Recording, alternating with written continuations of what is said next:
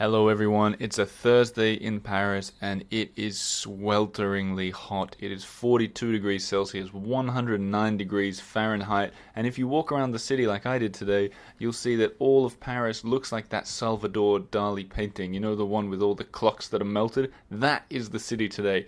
But listen here, it's a Thursday in Paris, and that means that this episode you're about to listen to is only possible because of Fat Tire Tours, the sponsor of the Thursday episode. If you use the code word EARFUL when you book any of their bike, Segway, walking tours and much more around Paris, they'll give you a 10% discount. So when you get to the checkout, put it in the bottom left corner, 10% off. Do it, let them know that this partnership for summer is working, and enjoy a tour of the city. But I'll talk about them at the end of the episode. What I want to explain now is what you're about to listen to.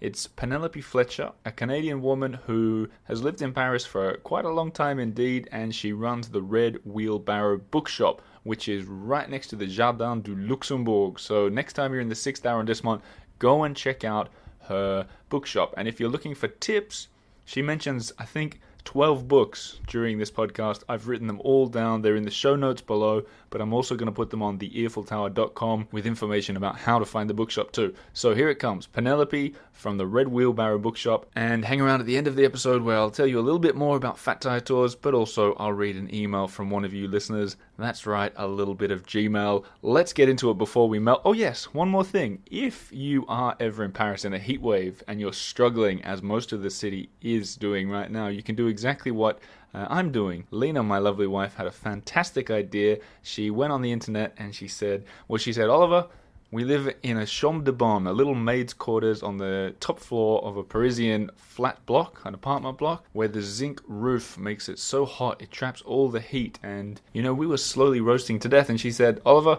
I can't handle a minute more. She also said, it's our 1-year wedding anniversary. I'm splashing out. I'm booking us a hotel for the night, and a hotel with a pool. And that's where we are. We're on a barge, like an old peniche, a boat that they've transformed into a hotel, and right in the middle of it is a swimming pool. I recommend you guys do the exact same thing, and if you want to get a taste, I'm going to put a picture on Instagram right now. But here's the episode. Penelope Fletcher, Red Wheelbarrow Bookshop. Let's go.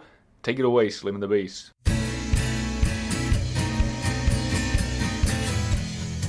Hello, Penelope Fletcher. Hello. I was going to say welcome to my studio, but we're not in my studio. We're in your bookshop. Mm-hmm. And what a lovely bookshop it is. Thank you. First things first, we have to talk about the heat wave. Mm-hmm. How are you managing in a small bookshop next to a big park like this? Well, we're very lucky because of the shelves and the books. It's quite dark, and I haven't turned on the overhead lighting, and so it's quite cool in here. Yeah. Is that a thing I didn't know about? Books keep the cool in? Is that a thing? Yeah, they heat the place in the wintertime and they keep it cool in the summertime. Are you being serious or are you being poetic right now? Something in between. Right, okay. Okay, so let's talk, to paint a picture for the people listening at home who maybe have never heard about the Red Wheelbarrow. Maybe people are thinking, why is it called the Red Wheelbarrow for a start? Mm-hmm. Well, I used to have a bookshop in the Marais called the Red Wheelbarrow, and this is a second bookshop with the same name. Mm-hmm. And originally in 2001 I called the first bookshop the Red Wheelbarrow because it's a very simple haiku poem written in 1923 by William Carlos Williams, the American poet who was also a doctor. Right. And it's a very simple poem.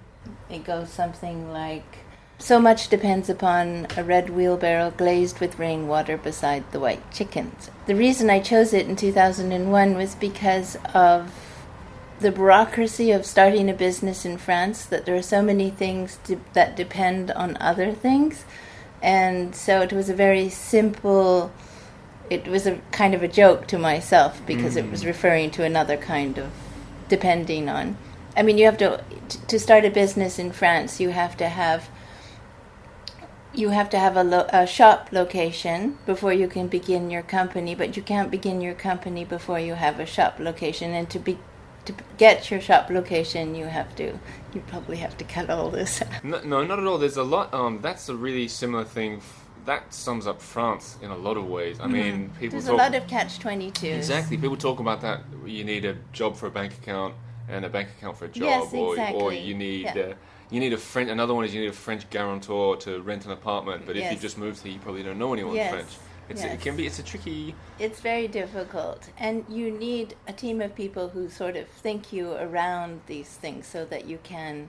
Absolutely. But did you move here then early 2000s? Is that what you said? No, I moved here in 1990, and I Wow. opened my first bookshop when I was 19 years old Wow. on an island on the west coast of Canada. An island on the west coast of Canada. Hang on, let me get this. So what's that like? I come from an island called Hornby Island, which is an island off Vancouver Island. Really? So in the Salish Sea on the west coast of Canada. Hang on, what's it called? The Salish Sea? Yes, the Salish Sea. This, I feel like you're just reciting poetry to me rather than telling me real things. I don't know what to believe anymore. That sounds really nice. Okay, so you've been opening bookshops and you've just stood up and walked away. Yes. I was going to show you. You found a book. Stories from the Magic Canoe of Waxseed. That's where I'm from. Okay, that's something I can check out. Okay, Waxaid. Is that a typical name for Hornby Island? No, that's not actually This is a bit further north. But the Salish Sea used to be called the Gulf of Georgia. Right. And about 15 years ago, they decided to call it something which actually relates more to the... Are you saying Salish? Like Salish. S-A-I-L? S-A-L-I-S-H. Great, I'm loving this. I think you're definitely... Well, I think you're the first person from the Salish Sea that I've had on the show, so this is a new territory that we're in. But back to Paris. You've Yes. been opening bookshops since you were 19. You opened one in the Marais, and for reasons unknown to me, you're now here. Yes, so I opened a bookshop in the Marais in 2001. It closed in 2012. I had to go back to Canada for 2 years. I came back in 2014. In 2016, a friend of mine who was a bookshop partner said, Penelope, start the bookstore. And long story, I'm friends with the people of the Café 13, which is right next door on Rue de Médicis. They found their location in June 2017. They told me to go look at it because we had talked about doing a bookshop cafe. I went to look at it, and then I ended up finding this place. That seems to be a sort of trend in Paris especially, that it's about who you know to help you do anything. Have you noticed this? Like find the flat, open a bookshop, or... Yes, well, this one, they actually looked at a bookshop that was right next door, which is now the bookstore of the far right. Right. And at the time it was empty, and it has these beautiful glass windows, curved glass windows, which if they break, you have to go to England to get them replaced. Sure, wow. And I visited it a couple of times, but every time I visited it, I saw that there was rainwater coming in. So I looked on Google Maps. I could see that I went to Monsieur Le Prince, the street that runs behind, and in fact there's a huge space between us and the next street over, and there's a house and a garden behind that bookstore. Okay. And there's wet grass and a little garden. It's very, very damp, and the water seeps into that bookshop next door. Wow. So the dispute had been going on for 30 years. But anyway, that bookshop I didn't take because of the water problem. This place is a very different situation. That place was just for rent, and then you pay a certain amount of money as a deposit. This place you have to buy a cession de bail, because it has been a bookstore since 1930. It was the same bookstore from 1930 to 2018, and it was the last second-hand science bookstore in Europe, probably. And does that mean that France, they wanted to sure. keep it? They wanted to keep it as a bookshop. The people sold it, the lease, because his children didn't want to carry on being booksellers. But it has been a bookstore here. So we have all the original, well, on this side we have the original bookshelves from 1930. Great. And we left the little numbers that were see. here. Yeah, nice one. And those bookshelves over there are more recent, probably the 1970s or 80s. And we painted blue. I don't know what you call that blue. I'd call it Salish Sea Blue. Salish Sea Blue. Yeah. It's very nice of you.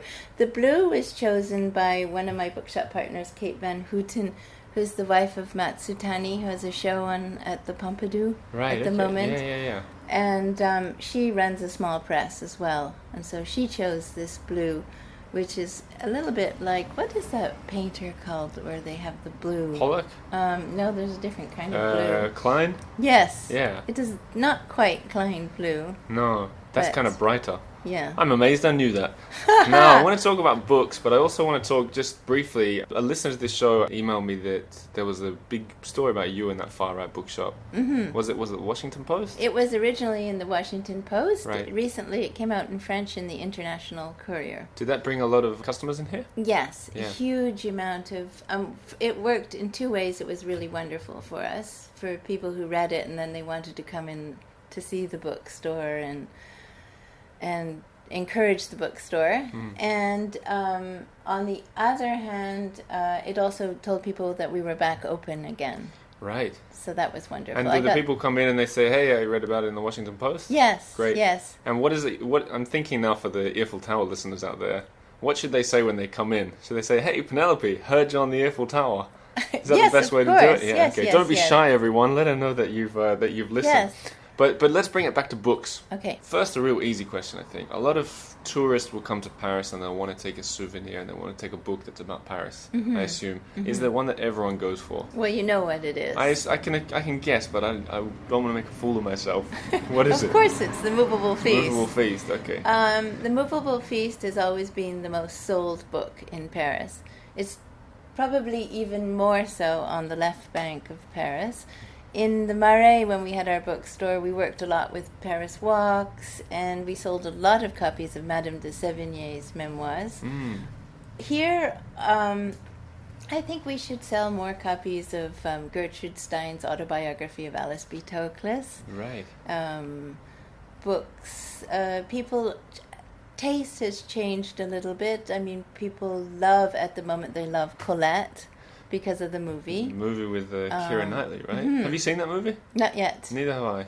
Waiting for an airplane ride. Right. And there are a huge amount of books that have come out recently about World War II, novels about World War II. Yeah. There's the one of Orringer, the Flight Portfolio, that's over there, that big green book. That's about Varian Fry. Do you know who Varian Fry was? Everyone has forgotten, so it's good. Varian Fry was a man who left New York during World War II, came here, and he arranged for about 200 artists and philosophers and intellectuals that we know to get out of France. So he rescued Hannah Arendt, Marc Chagall, all sorts of people And that what is survived. this, like a story about him, is it? Yes, this is a novel about him, Right. persuading That's cool. people. And So how do you react when people come in and just say, Moveable Feast, please? Do you sort of, just part of you go, Not at all, because I have to pay the rent. yeah. Actually, a little bit worried because we're down to one copy of Moveable Really? Feast, but I have ordered more in.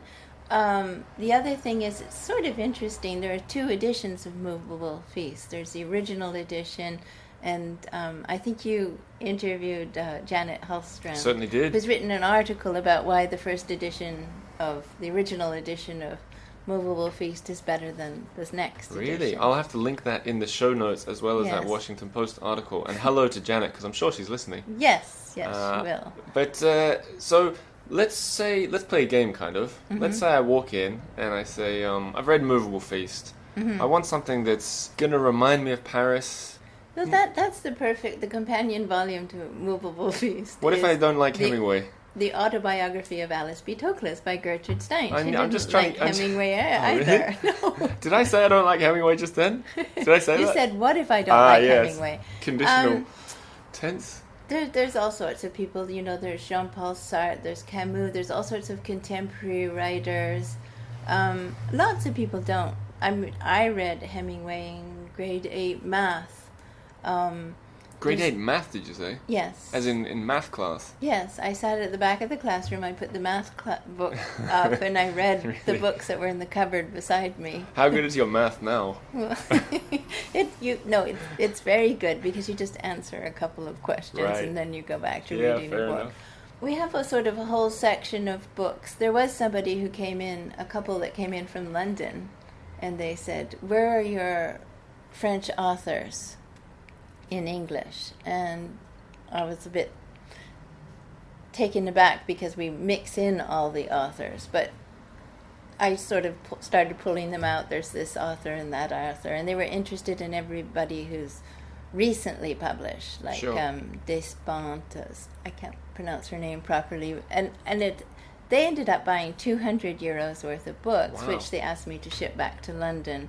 So that is one of the wonderful things about having a bookstore. It's not that people can get those books at home, it's that they come here and the book, I hate to use the word curated, but the books are carefully chosen.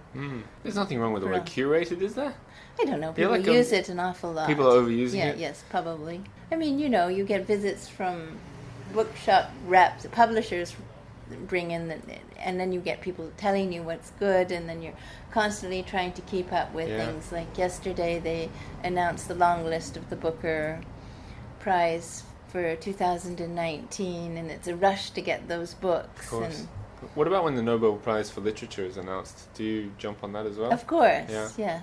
I want to ask you, I've got a lot of questions in my head and I'm trying to juggle them, but one of them was, and I feel it will be hard for you to give me an honest answer because you're selling books, but do you think there are too many books at the moment about, oh, Paris is great, here's my memoir? I used to think that with the last bookstore, the last Red Wheelbarrow closed in 2012, and I used to make fun of all the memoirs that began, very often written by young women who came here, and the book very often began, I sat next to Jean-Louis on the airplane. He invited me for lunch on Saturday. By Monday, we were married, and I lived happily ever after.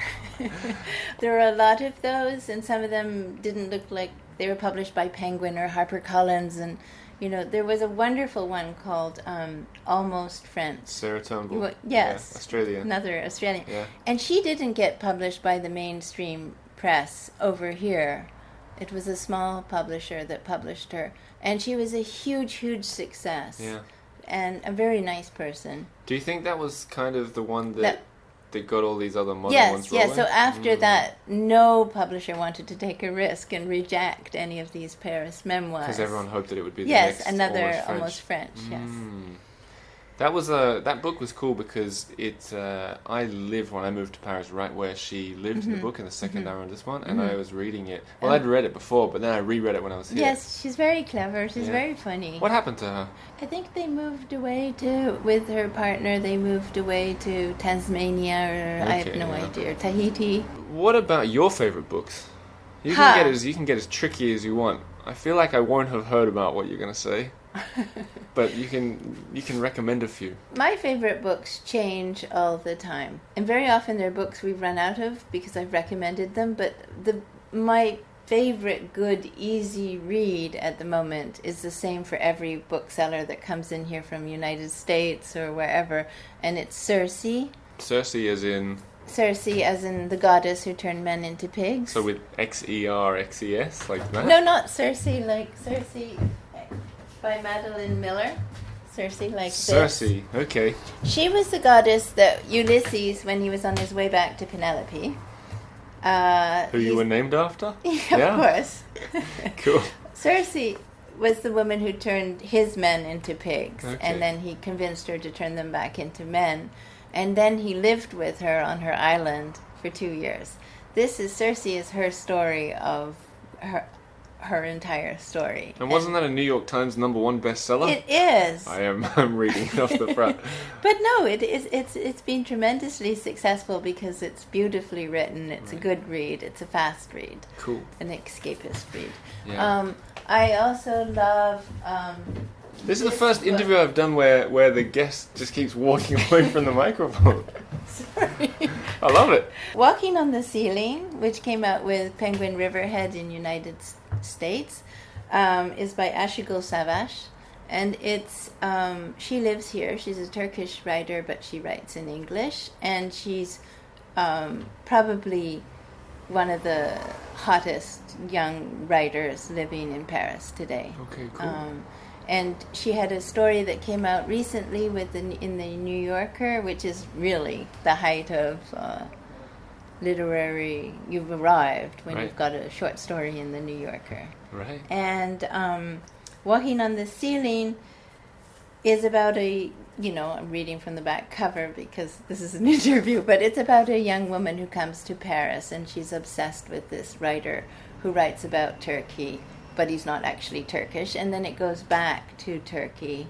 There's sort of recollections of back to Turkey, but it takes place in Paris, and she walks around, and it's a beautiful novel which makes me think of the novels of John Berger.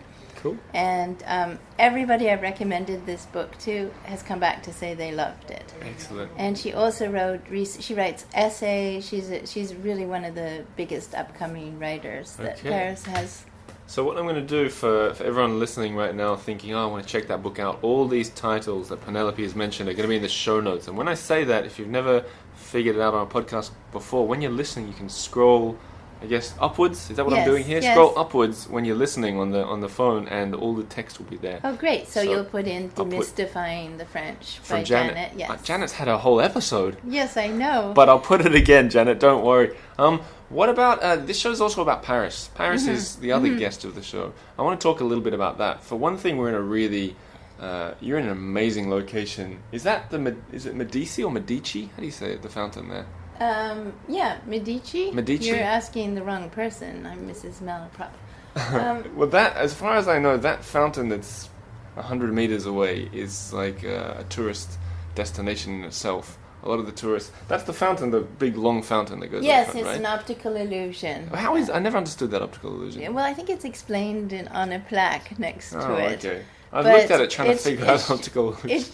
Yeah. Maybe it's just so good. Maybe there's no fountain there. It's just a series of trees that looks like a fountain if you stand on it that. is beautiful. It looks like it's sloping up whereas it's flat.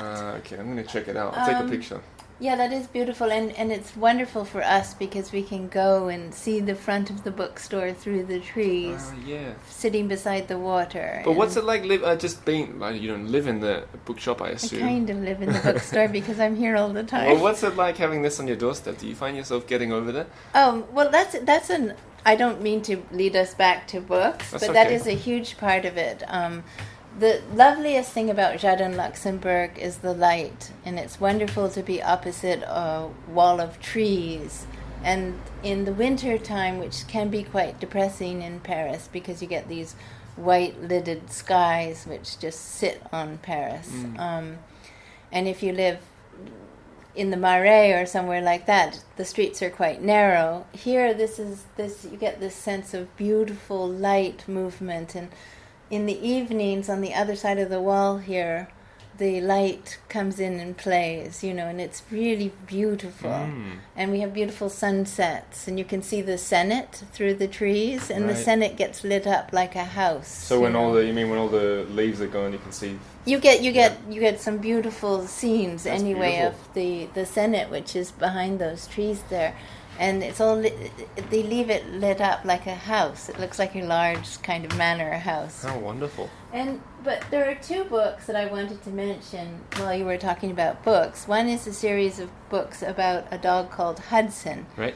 And he goes to the dog park in the Jardin Luxembourg.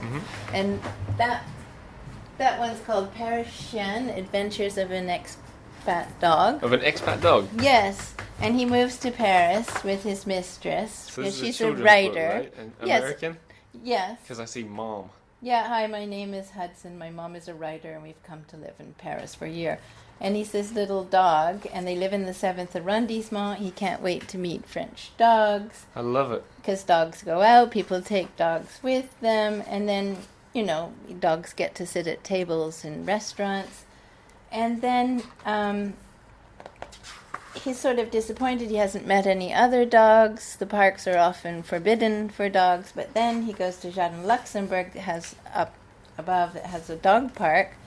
But then he realizes he doesn't understand the French that the dogs speak. So then he says he wants to go back, and he packs his little suitcase, says, I hate Paris, I want to Wonderful go drawings, home. Sketches.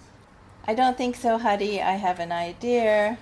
And then he goes to dog school, learns French from Madame Vera, who's a French poodle, He meets Warren, who's an expat American dog who's learning to speak French slowly. I can relate it's to really all this. funny. Yeah, this is brilliant. Don't spoil the ending, though. I won't spoil the ending. And does she still live in Paris, the author? No, she doesn't live in Paris. They come, they're Americans who come for part of the year to Paris every year. Part-time expat. Yes. The other children's book, which relates to Jardin Luxembourg, is Marielle in Paris. And the illustrator she must have taken years to illustrate this. And this is the book that when I came into this shop about a week ago, there was an elderly woman flicking through, taking a picture of every single page. Really? Yeah. You remember she said she was sending it to her daughter so that... Oh, yes. But I kind of felt like, why are you taking a picture of every single page? Yes, she did come back and buy some little book. Yes, okay, yes. Good. Well, that's good. Yes, she wasn't taking pictures, so that can annoy you, but there are ways to go around it. Yes. There's enough people buying books Throw a book that at them. doesn't matter. Yeah, fair enough. But Marielle in Paris is the story of a little mouse. Do you see? Here's the Jardin Luxembourg again. Mm-hmm. It's the story of a little mouse who's a seamstress who lives under a flower pot in the Jardin Luxembourg. And Madame de Souris, with her 9 little mice daughters, That's great. needs dresses for their birthday party. And I won't give away the story, but she has to go out. So she get inspiration from Paris. So she catches the metro and she goes around Paris and she looks at a painting of Van Gogh. This could be a movie. Yes. This make a lovely movie. Don't you think? Yes, and she goes to La Durée and she has, look at here, she's wearing a little bathing suit. She's in a Wallace fountain. Yeah. That's great. And then she goes back and she makes the dresses, but they blow out the window in the night, so then she has to fly around Paris on the back of her friend Pierre the Pigeon. And there's the Notre Dame with its spire. Yes, sad. I know, but hang on, people can't see what we're doing. You're doing video here, not podcast. But it just gave me the idea that it could be nice for you to do like children's readings in here sometimes. Yeah, do you do that? I don't have time. No. Anyway, the dress gets caught on they find the 9 dresses and they get back and there's a big party. And once again, the name of that book will also be in the show notes, but Yes. just a reminder, it's Marielle in Paris. Yes. Okay, let's now we've talked books. Okay. I want to ask you, because time's running away. Okay, In fact, it has sorry. run away. No, it's all right. I mean, why wouldn't we talk about books? But I also want to ask you about Paris, and it's a question I often ask the guests. It's a simple question, but tough to choose, perhaps. It's if, for some reason, the authorities said, Penelope, we have to send you back to the island in Canada. You have 1 day left in Paris, but for some reason you have to spend the whole day in one arrondissement. Which would you choose, and how would you spend that last day? Oh, that's really tough. I know. All right, so of course it's going to be the 4th arrondissement. Of course. Of course, because we have the river, we have an island in the 4th, Ile Saint-Louis. So I would start the day, coffee at Café des Philosophes at Place Bastille, and a couple of croissants from a boulangerie on Rue Saint-Antoine. Perhaps, I would go into Place des Vosges. Right, good Maybe idea. I would run through Victor Hugo's museum. At a run, because it's the last day. Because it's also Get not through that there. interesting. Oh, really? I've not been. I think it's under renovation. Oh, really? Yeah, I don't know. Oh. I've never been in because it always Right. seems closed. But I wouldn't probably spend my last day in Paris in museums. I'd invite all my friends to meet me at different points. That's a lovely And my idea. children, of course, if they're in Paris. So you could be like, you meet me at, was it Café de Philosophe? I haven't been to that one. But you meet me there for a coffee and then, that's how Yes. you do it? Okay. Yes. And then, I think I'm going to go get a falafel fairly early on from Asta Falafel, even though it's touristy. Yeah. And You know what? You could probably jump the queue because it's your last day. You just tell them, last day. well, we would go and sit inside. Okay, oh, really? Yes, Okay. Yeah. definitely would invite people. Yes, I prefer to eat inside Yeah. with all the noise and bustle and Yeah. everything. After a falafel, then I think I would go visit my friend Gilbert in the bookshop at the museum, the Showa Museum, and talk to him for a couple of hours. then probably I might go to the photography museum, and I'd go to that beautiful, beautiful library, the arts library. I've seen that, yeah. Yes.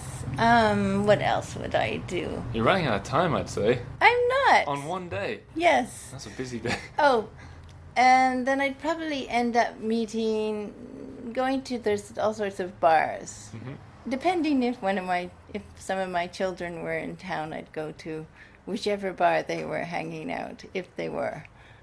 Sounds like a wonderful day. At the end of the day, we have a picnic on Ile Saint-Louis. Right down by the water. Yes. Well, that sounds like a wonderful day. And thanks for those tips in the fourth. That's some of them I'm going to check out. And thanks for all the book tips. Yes, you're But welcome. mostly, thank you for being on the Eiffel Tower podcast. It was a pleasure.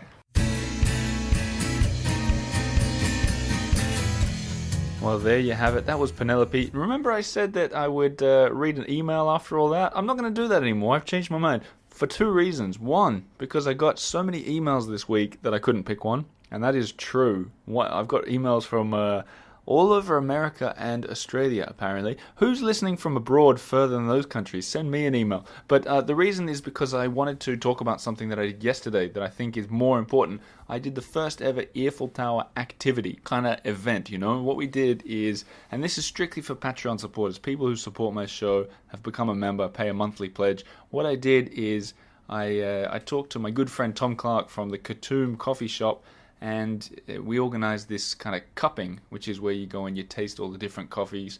And I was very happy to say that 7 Patreon supporters showed up. That could be you guys for the next event. Consider signing up when you're in Paris, or especially if you live in Paris. You'll be able to come to similar events in the future.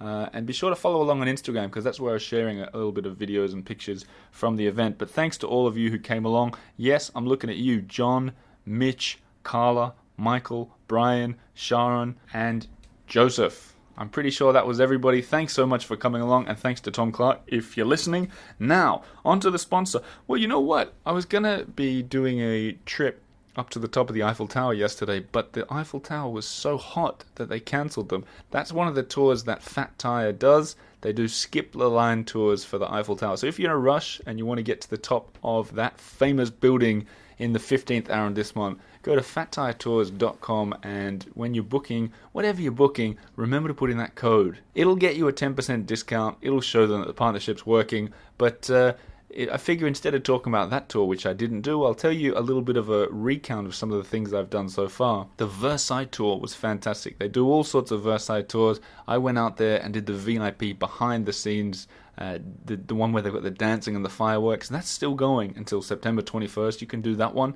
I did the Giverny one, where you go out and you walk around Monet's gardens. I did the cycling version of it. So you go out to Vernon and you take a bicycle, you cycle all the way to the Giverny, beautiful little village. I've done the day tours, I've done the night bike tours, and I've done walking tours in Montmartre and the Left Bank. In short, they do excellent, especially if you're new to Paris, I think. It's an excellent introduction to the things that you need to know, as well as kind of a few of the behind-the-scenes secrets and the stories. The guides are all really knowledgeable. I recommend that you use them, and they'll give you the 10% off. So get booking, fattiretours.com, and I'll tell you more about that Eiffel Tower story when I've done it. It's been scheduled for a little bit further in the future, so keep your ears peeled for when I talk about that one. Otherwise, you've been listening to the Eiffel Tower podcast. I'm going to put on Slim and the Beast again from that honeymoon song they wrote for Lena and I, and I'm going to wish you a lovely weekend. I'll be back on Monday with another episode. Au revoir, and stay cool.